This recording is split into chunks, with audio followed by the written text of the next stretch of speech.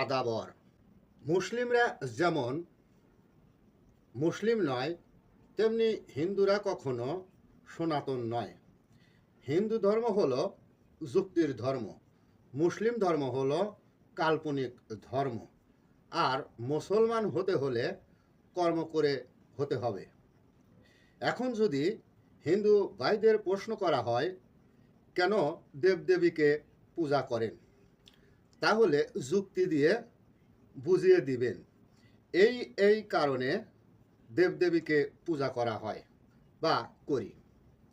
কাল্পনিক বিষয়গুলি তুলে ধরবেন, যেমন অনেক দেবতা রয়েছেন, সেইগুলির আকৃতি মাটি দিয়ে গঠন করে সেই গঠনকৃত মূর্তির সামনে মাথা ঝুঁকিয়ে সেই দেবতাকে স্মরণ করি। এছাড়া হিন্দু ভাই বোনদের কোনো যুক্তি নাই। আর যদি মুসলিমদের প্রশ্ন করা হয় কেন নামাজ পড়েন, তাইলে তো যত নবী আছে এবং যত রাসূল ছিলেন সবাইকে পেছিয়ে কাল্পনিকভাবে বলবেন এটা আল্লাহর হুকুম।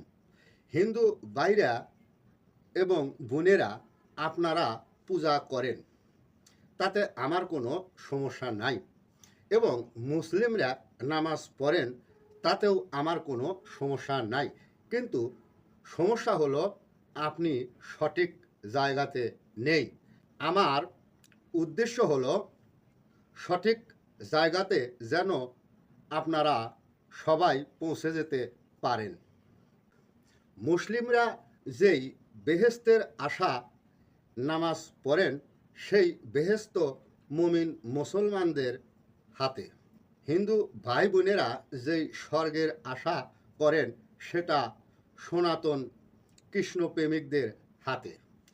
তিনি কৃষ্ণপ্রেমিক যিনি মহেশ্বরের জ্যান্ত মূর্তি হয়ে আছেন, আর যারা মহেশ্বরের জ্যান্ত ফুল, তেনারা সেই মূর্তিকে পূজা করেন।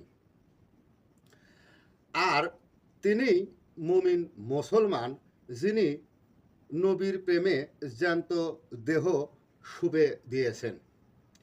আকাশের সূর্য সূর্য নয়, জ্ঞানের সূর্যতে আধার আলো খুঁজলে আলো পাওয়া যায়। জয় হরে কৃষ্ণ, হরে হরে, জয় রাধে রাধে, কৃষ্ণ কৃষ্ণ হরে হরে। তোমাদের জ্ঞানে দিলাম মুহাম্মাদি ফুল, বকুল তলায় বাঁধব বাসা, আমার কাছে রয়েছে বিহং বকুল। বুঝলে পাবি আলো, না বুঝলে হারাবি দুটি কুল।